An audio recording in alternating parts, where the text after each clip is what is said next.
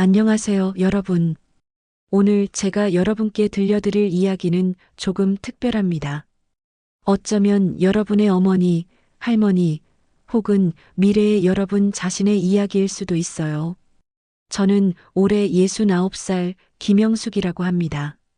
평생을 사회복지사로 살아왔어요. 요양원에서 어르신들을 돌보며 30년을 보냈죠.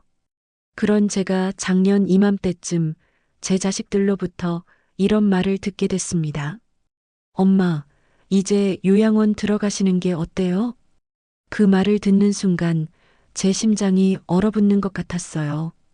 제가 평생 돌봐드렸던 그 어르신들처럼 저도 이제 누군가에게 보내지는 사람이 된 건가 하는 생각이 들었거든요.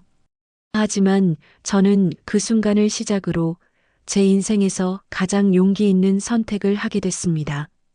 오늘은 그 이야기를 여러분께 들려드리려고 해요. 끝까지 함께 해주신다면 여러분도 분명 무언가 느끼실 거예요. 그럼 시작하겠습니다. 그날은 평범한 금요일 저녁이었어요. 큰아들 민순의 집에서 저녁을 먹기로 했거든요. 며느리가 된장찌개를 끓여놓고 기다리고 있었어요. 저는 손주들 얼굴이나 보려고 가볍게 다녀올 생각이었죠. 그런데 식사를 하는 내내 민수가 뭔가 말을 꺼내려는 것 같더라고요. 며느리도 자꾸 눈치를 보고요. 저는 이상하다 싶었지만 괜히 먼저 물어보는 것도 그래서 그냥 밥을 먹고 있었어요. 그러다 민수가 조심스럽게 입을 열었습니다. 엄마, 요즘 많이 힘드시죠? 아니, 괜찮아. 뭐가 힘들어? 저는 웃으며 대답했어요. 사실 요즘 무릎이 아파서 계단 오르내리기가 좀 힘들긴 했지만 자식한테 그런 소리 하고 싶지 않았거든요. 그런데 민수가 며느리를 한번 보더니 이렇게 말하는 거예요. 엄마, 그게 아니라요. 저희가 알아봤는데 요즘 요양원 시설들이 정말 좋대요. 깨끗하고 의료 서비스도 잘 되어 있고 밥도 맛있고요. 엄마 혼자 집에 계시는 것보다 훨씬 안전하고 편하실 것 같아서요. 그 말을 듣는 순간 제 손에 들고 있던 숟가락이 덜컹 소리를 냈어요. 요양원이요? 네, 엄마. 저희가 알아본 곳은 집에서도 가깝고 형편도 괜찮은 곳이에요. 다음 주에 한번 같이 가보실래요? 며느리도 거들었어요. 어머니, 요즘은 정말 좋은 곳 많아요. 제 친구 어머니도 거기 계신데 되게 만족하신대요. 저는 그저 고개만 끄덕였어요. 그 이상 말을 할 수가 없었거든요. 목구멍에 뭔가 걸린 것처럼 말이 나오질 않았어요. 그날 밤 집에 돌아와서도 잠을 이룰 수가 없었습니다. 제가 평생을 요양원에서 일했잖아요. 그곳이 어떤 곳인지 너무나 잘 알아요. 물론 요즘은 시설이 좋아졌죠. 깨끗하고 음식도 괜찮고 간호사들도 친절하게 대해주고요. 하지만 그곳에 계신 어르신들의 눈빛을 저는 30년 동안 봐왔어요. 깨끗한 침대에 누워 계시지만 눈빛은 텅 비어 있었어요. 자식들이 면회를 오는 날이면 잠깐 환해지다가도 돌아서는 순간 다시 어두워지는 그 눈빛들을요. 그리고 그 다음 날 딸 혜진한테서 전화가 왔습니다. 엄마, 오빠한테 들었어요. 요양원 이야기요. 혜진아, 너도 그렇게 생각하니? 엄마, 저희가 엄마 걱정돼서 그래요. 혼자 사시면 위험하잖아요. 넘어지시기라도 하면 어떡해요. 요즘 좋은 데 많대요. 오빠랑 상의해 보세요. 알았어, 생각해 볼게. 전화를 끊고 나서 저는 한참을 멍하니 앉아 있었어요. 제가 이 아이들 손을 잡고 걸음마를 가르쳤는데 이 아이들이 저를 업고 학교에 데려다 달라고 조르던 그 아이들인데 이제 제가 그 아이들에게 짐이 된 건가요? 그날 밤 저는 거실벽에 걸린 가족 사진들을 한참 동안 바라봤어요. 아이들이 어렸을 때 사진, 남편이 살아계실 때 같이 찍은 사진, 손주들 돌잔치 사진. 그 사진들을 보면서 생각했어요. 저도 예전에 요양원에 계신 어르신들한테 이렇게 말했었거든요. 어머님, 자식분들이 효자예요.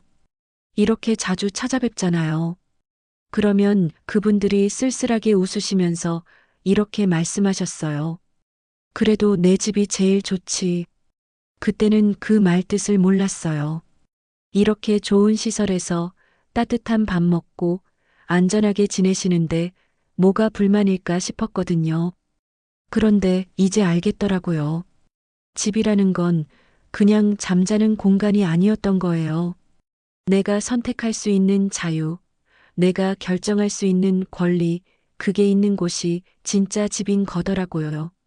저는 그날 밤 결심했습니다. 요양원은 아니야. 나는 다른 길을 찾아볼 거야. 그 결심을 하고 나서도 며칠 동안은 막막했어요. 어디로 가야 하지? 뭘 해야 하지? 혼자 사는 건 위험하다는 걸 저도 알아요. 요즘 무릎도 아프고 가끔 어지러울 때도 있고요. 그렇다고 자식들한테 가서 살 수도 없는 노릇이에요. 민수네는 집이 좁아서 방도 없고 혜진이는 부산에 살아서 너무 멀고요.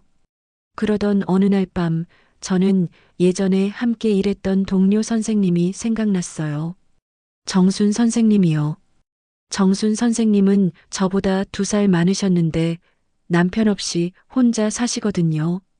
몇 년 전에 퇴직하시고 혼자 작은 원룸에서 지내신다고 들었어요. 저는 용기를 내서 정순 선생님한테 전화를 드렸습니다. 여보세요, 선생님. 저 영숙이에요. 아이고, 영숙이. 오랜만이네. 어쩐 일이야? 선생님, 혹시 요즘 어떻게 지내세요?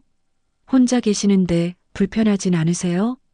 그랬더니 정순 선생님이 웃으시면서 이렇게 말씀하시는 거예요. 그럼 불편하지. 근데 그게 뭐 어때? 내 집에서 내 마음대로 사는 게 제일 좋아.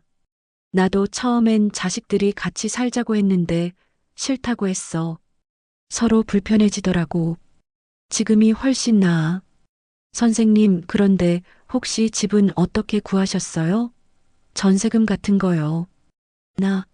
나는 LH에서 하는 고령자 복지주택 들어갔어. 혼자 사는 노인들 위한 거. 월세도 싸고 시설도 괜찮고. 한번 알아보면 어때? 그 말을 듣고 저는 눈이 번쩍 뜨이는 것 같았어요. 고령자 복지주택이요? 그래, 요즘 많이 생기더라고. 너도 신청해봐. 자격되면 들어갈 수 있을 거야. 전화를 끊고 나서 저는 바로 노트북을 켰어요. 손주들이 가르쳐 준 대로 천천히 검색을 했죠. 고령자 복지주택, LH, 신청 방법. 화면에 하나씩 정보가 뜨기 시작했어요. 월 임대료 약 18만 원, 65세 이상, 무주택 저소득 어르신 대상, 공동식당 및 의료 서비스 연계, 커뮤니티 시설 낭비. 이거였어요. 제가 찾던 게 바로 이거였어요.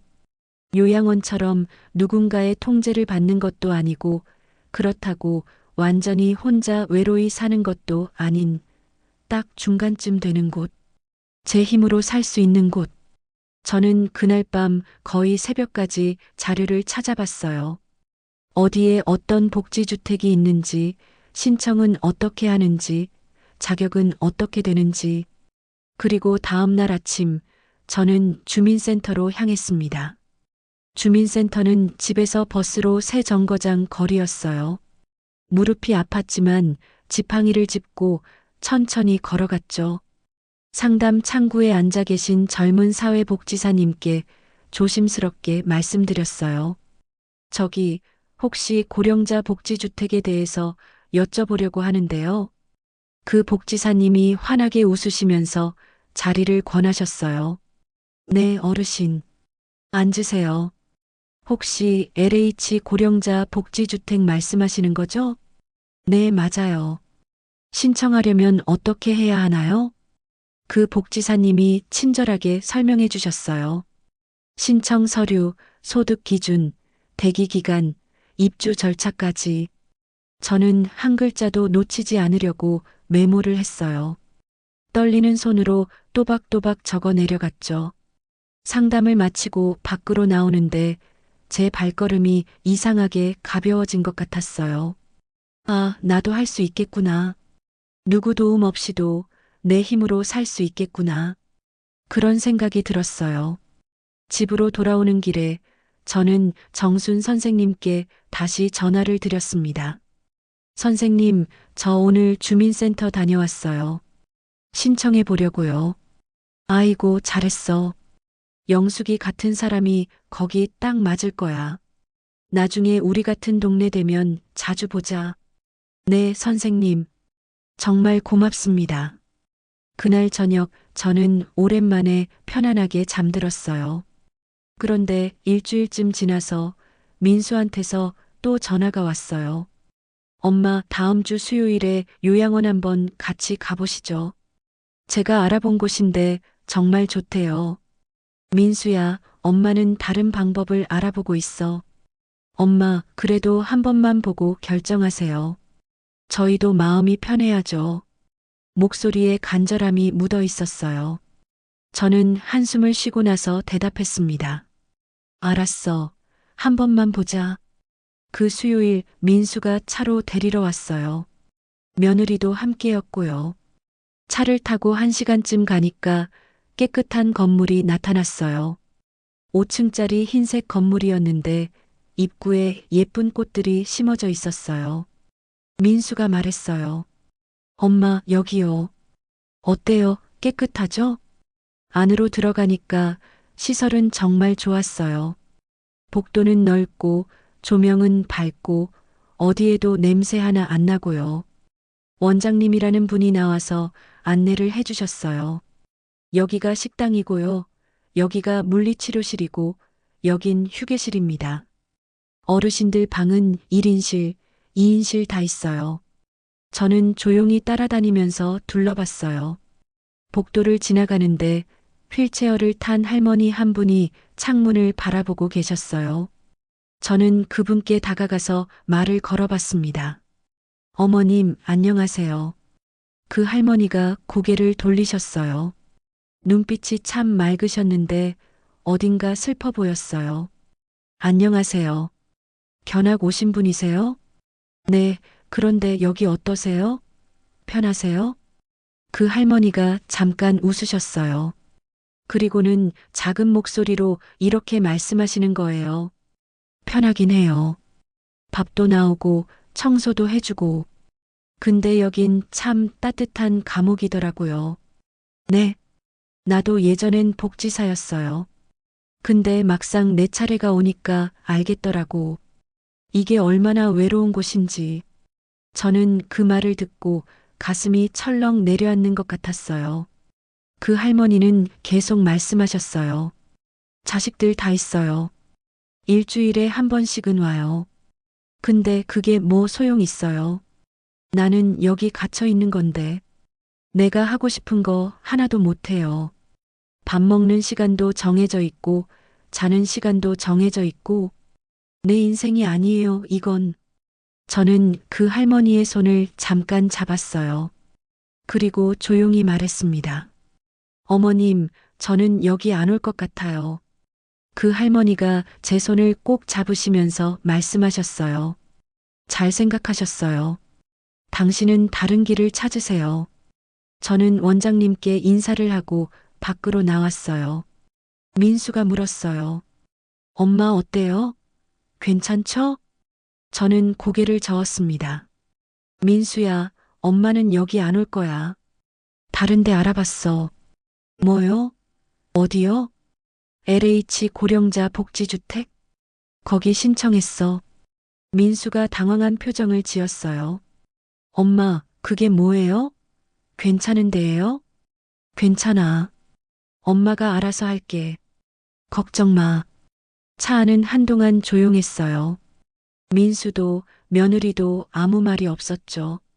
집 앞에 내려주면서 민수가 조심스럽게 말했어요. 엄마, 그래도 위험하면 말씀하세요. 저희가 뭐라도 도와드릴게요. 알았어. 고마워. 그날 밤 저는 혼자 앉아서 생각했어요. 제가 정말 옳은 선택을 한 걸까? 자식들한테 집만 되는 건 아닐까? 하지만 저는 그 할머니의 눈빛을 잊을 수가 없었어요. 따뜻한 감옥. 그 말이 계속 머릿속에 맴돌았어요. 며칠 뒤 저는 다시 주민센터를 찾아갔어요. 이번엔 신청서를 내러 가는 거였죠. 가방에 서류를 챙겨 넣으면서도 손이 계속 떨렸어요. 주민등록 등본, 소득증명서, 건강보험 납부 확인서, 하나하나 확인하면서 제가 정말 이 길을 가는 게 맞나 싶기도 했어요. 하지만 저는 용기를 내서 주민센터 문을 열었습니다. 지난번 그 복지사님이 반갑게 맞아주셨어요. 어르신 오셨어요. 서류 다 챙겨 오셨나요? 네, 여기 있어요.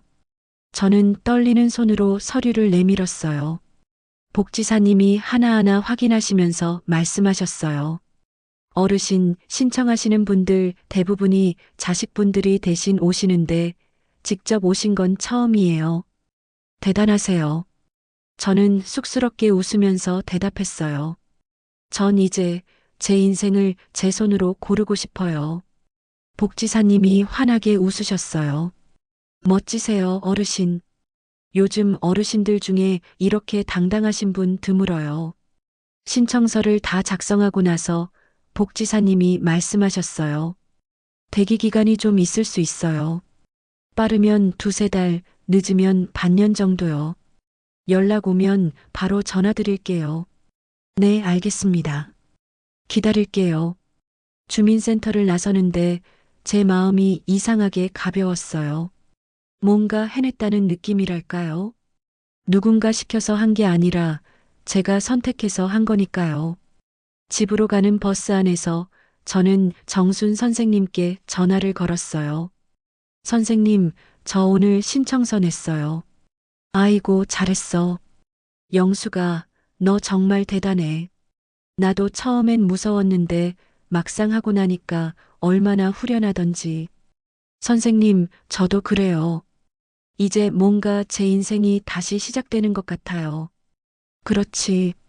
우리 나이가 많긴 해도 아직 할 수 있는 게 많아. 걱정하지 마. 전화를 끊고 나서 저는 창밖을 바라봤어요. 버스가 한강을 지나가고 있었는데 강물이 햇빛에 반짝반짝 빛나고 있었어요. 저는 그 강물을 보면서 생각했어요. 인생도 저 강물 같은 거구나.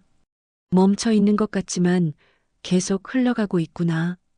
그리고 며칠 뒤 친구들한테도 이 이야기를 했어요. 제가 다니던 경로당 친구들이요. 다들 비슷한 나이인데 혼자 사시는 분들도 많고 자식들이랑 사시는 분들도 계세요. 그날 경로당에서 화투를 치다가 제가 슬쩍 말을 꺼냈어요. 야, 너희들 혹시 고령자 복지주택 알아? 그게 뭔데? 나 그거 신청했어. 혼자 살 수 있는 집인데 월세도 싸고 시설도 좋대.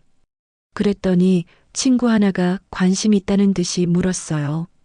진짜?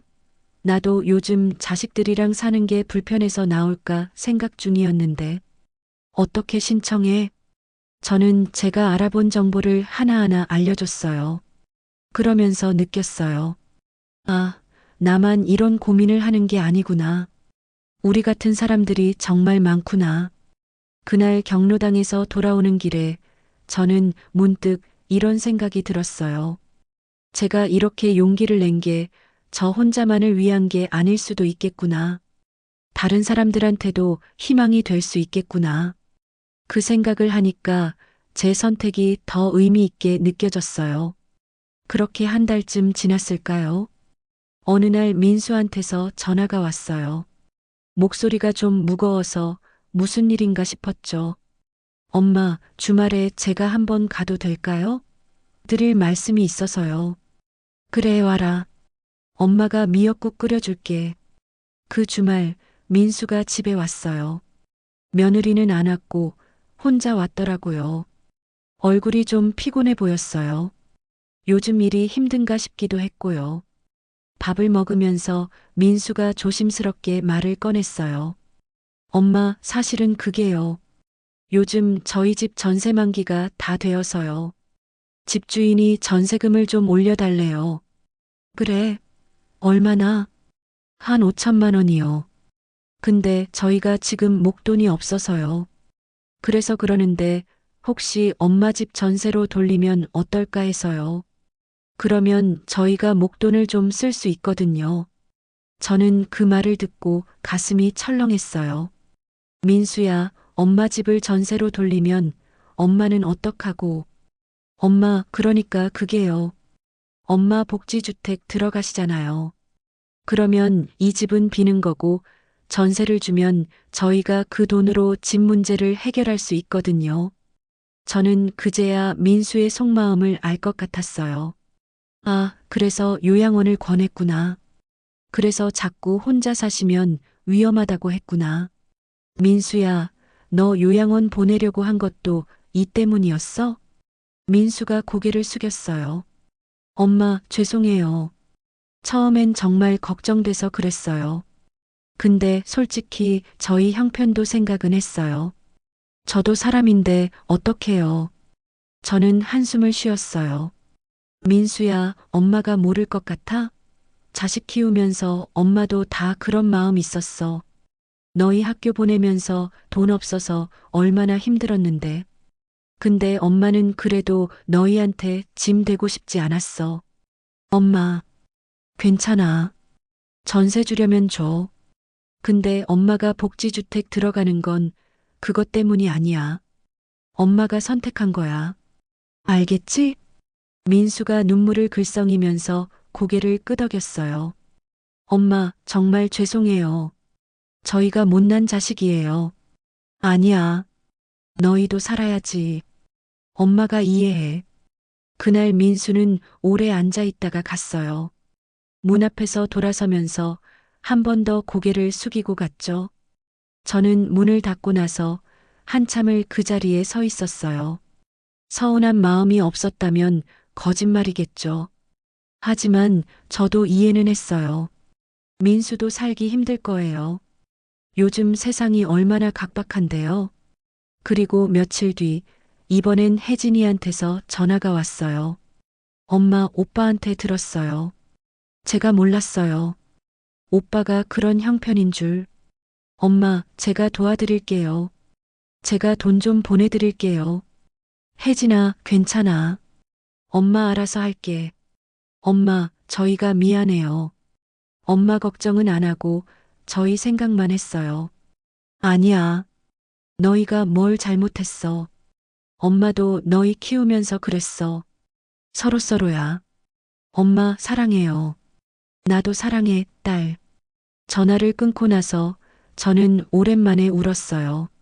서운해서 운 건 아니에요. 그냥 뭔가 마음이 복잡해서요. 자식들이 미운 건 아니에요. 다만 이제 제가 자식들한테 기댈 수 없다는 게 확실해진 것 같아서요. 그리고 그게 슬프다기보다는 오히려 명확해진 것 같았어요. 이제 진짜 제 인생은 제가 책임져야 하는구나. 그렇게 생각하니까 오히려 마음이 편해지더라고요. 그렇게 석 달쯤 지났을까요? 어느 날 아침 제 핸드폰이 울렸어요. 모르는 번호였는데 받아보니 주민센터에서 온 전화였어요. 어르신, 김영숙 어르신 맞으시죠? 고령자 복지주택 입주 대상자로 선정되셨어요. 다음 주에 계약하러 오실 수 있으세요? 그 말을 듣는 순간 제 심장이 쿵쾅거렸어요. 네, 네, 갈 수 있어요. 언제요? 다음 주 화요일 오전 10시에 LH 사무실로 오시면 됩니다. 주소랑 필요한 서류는 문자로 보내드릴게요.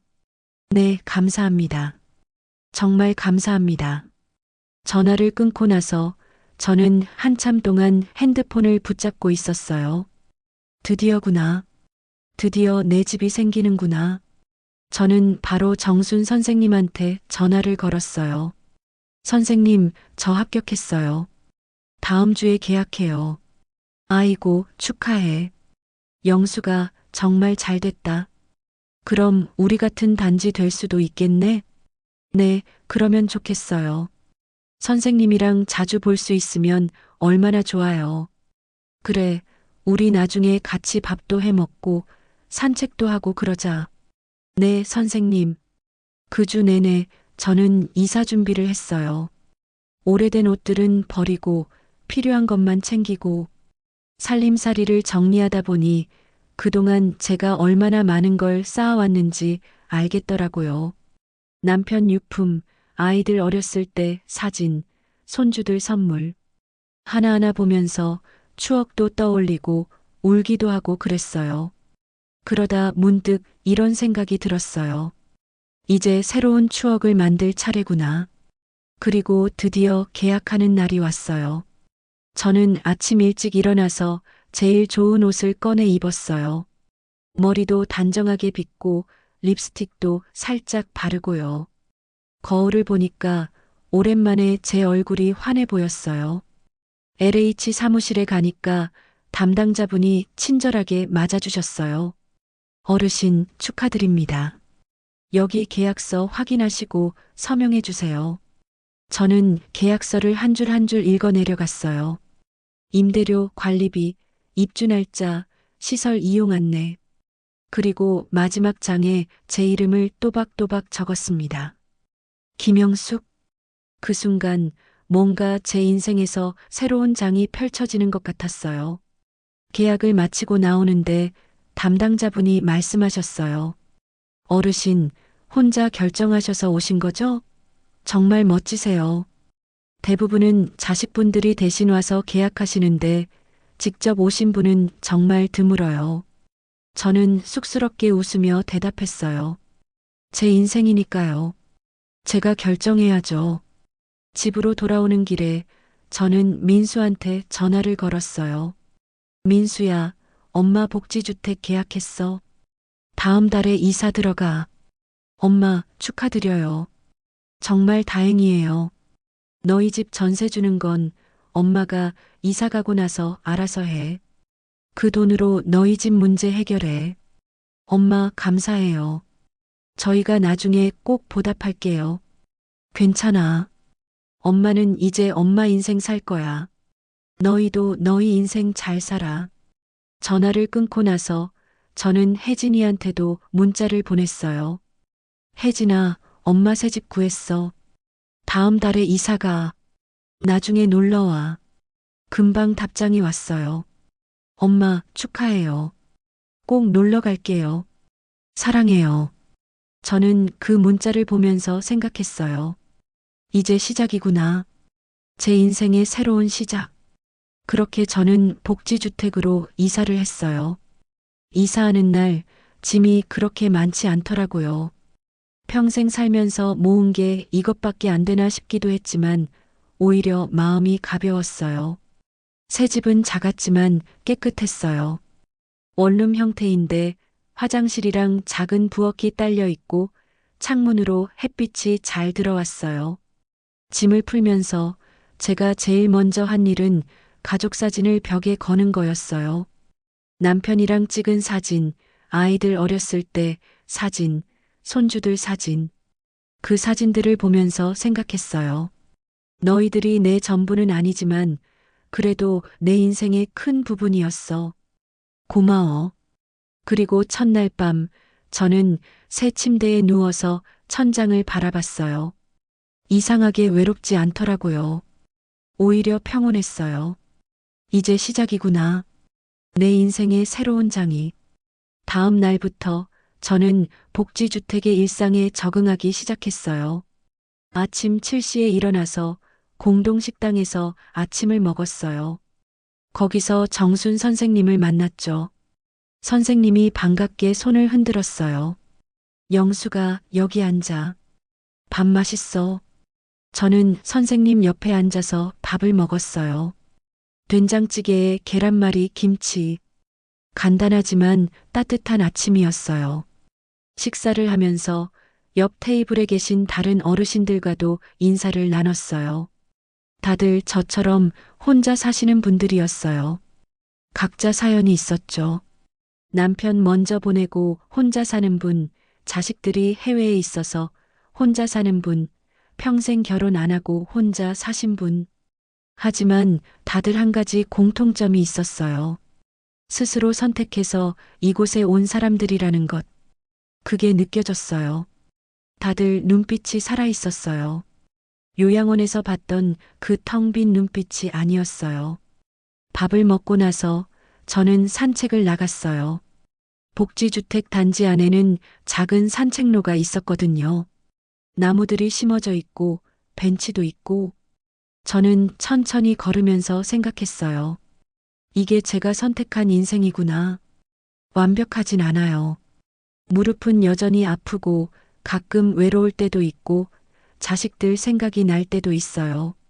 하지만 이건 제가 선택한 거예요. 누가 시켜서 한 게 아니라 제가 결정한 거예요. 그리고 그게 중요한 거더라고요. 며칠 뒤 커뮤니티 센터에서 봉사활동이 있다는 공지를 봤어요. 근처 지역 아동센터에 가서 아이들한테 간식을 만들어주는 거였어요. 저는 신청을 했어요. 봉사활동 날 저는 다른 어르신들 5분과 함께 아동센터에 갔어요. 아이들이 우르르 몰려와서 인사를 했어요. 할머니들, 안녕하세요. 그 아이들을 보니까 제 손주들 생각이 났어요. 하지만 슬프진 않았어요. 오히려 기뻤어요. 우리는 주방에서 호떡을 만들었어요. 반죽을 치대고 설탕을 넣고 지글지글 구웠죠. 아이들이 뛰어와서 말했어요. 할머니, 맛있어요. 더 주세요. 그래, 많이 먹어라. 그 순간 저는 느꼈어요. 아, 내가 아직 쓸모 있는 사람이구나. 누군가한테 도움이 될 수 있는 사람이구나. 봉사활동을 마치고 돌아오는 버스 안에서 정순 선생님이 말씀하셨어요. 영수가, 우리 잘 살고 있지? 네, 선생님. 정말 잘 살고 있어요. 그날 밤 저는 일기를 썼어요. 오랜만에 쓰는 일기였어요. 오늘 나는 아이들한테 호떡을 만들어줬다. 아이들이 맛있다고 했다. 기분이 좋았다. 나는 아직 누군가한테 필요한 사람이다. 나는 아직 살아있다. 내 인생은 아직 진행 중이다. 그렇게 한 달이 지나고 2달이 지났어요. 저는 이곳 생활에 완전히 적응했어요. 아침마다 산책을 하고 일주일에 한 번은 봉사활동을 하고 친구들이랑 화투도 치고 가끔 영화도 보러 가고 민수랑 혜진이도 가끔 전화를 해요. 엄마 잘 지내세요? 불편한 거 없으세요? 응, 엄마 잘 지내. 걱정 마. 손주들도 방학 때 한 번씩 놀러 와요. 할머니, 여기 좋아요. 할머니 친구들도 많고.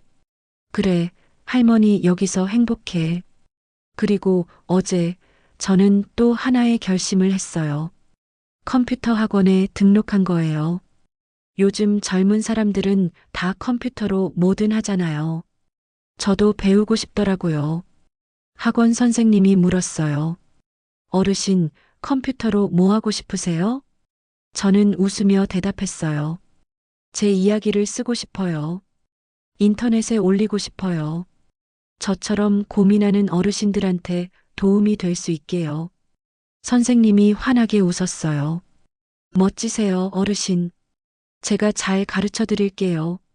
지금 이 순간도 저는 배우고 있어요. 나이가 많다고 끝이 아니에요. 69이라고 인생이 끝난 게 아니에요. 저는 오늘도 해가 뜨는 걸 봤어요. 창문을 열고 신선한 공기를 마시고 새들이 지저귀는 소리를 들었어요. 그리고 생각했어요. 오늘도 나는 살아있구나. 내 인생은 아직 진행 중이구나. 여러분, 제 이야기가 여기서 끝났으면 좋겠지만 사실 끝이 아니에요. 제 인생은 지금도 계속되고 있거든요. 매일 아침 일어나서 오늘은 뭘 할까 고민하고 친구들이랑 수다 떨고 가끔 자식들 걱정하고 손주들 보고 싶어 하고 그게 제 일상이에요. 완벽하진 않아요. 가끔 무릎이 아프면 짜증도 나고 혼자 있으면 외로울 때도 있고 자식들이 보고 싶을 때도 있어요. 하지만 이건 제가 선택한 인생이에요. 누가 정해준 게 아니라 제가 스스로 고른 길이에요. 그리고 그게 저한테는 가장 중요한 거예요. 여러분도 혹시 지금 비슷한 고민을 하고 계시다면 용기를 내보세요. 나이가 많다고 선택권이 없는 건 아니에요. 여러분의 노후는 여러분이 만드는 거예요. 자식들한테 맡기는 게 아니라 여러분 스스로 결정하는 거예요. 물론 쉽지 않아요. 저도 처음엔 무서웠어요. 혼자 할 수 있을까? 괜찮을까? 자식들한테 미움받는 건 아닐까? 그런 생각들이 머릿속을 맴돌았어요. 하지만 막상 해보니까 할 수 있더라고요. 그리고 무엇보다 제가 행복해졌어요. 누군가의 짐이 아니라 제 인생의 주인공이 된 것 같은 느낌. 그게 이렇게 좋은 줄 몰랐어요. 여러분도 할 수 있어요. 나이는 숫자일 뿐이에요. 중요한 건 여러분이 어떤 마음으로 하루하루를 사느냐 하는 거예요. 저는 오늘도 살아있어요. 내일도 살아있을 거고, 모레도 살아있을 거예요. 그리고 그 하루하루가 제 인생이에요. 여러분의 인생도 마찬가지예요. 아직 끝나지 않았어요. 여러분의 인생은 지금도 진행 중이에요. 오늘도 해는 떴고, 바람은 불고, 새들은 지저귀고 있어요. 그리고 우리는 살아있어요. 그것만으로도 충분히 의미 있는 일이에요. 여러분, 힘내세요. 우리의 인생은 아직 진행 중입니다. 긴 이야기 들어주셔서 감사합니다. 다음에 또 좋은 이야기로 찾아뵐게요. 안녕히 계세요. 구독과 좋아요, 알람 설정은 부모님의 사랑입니다.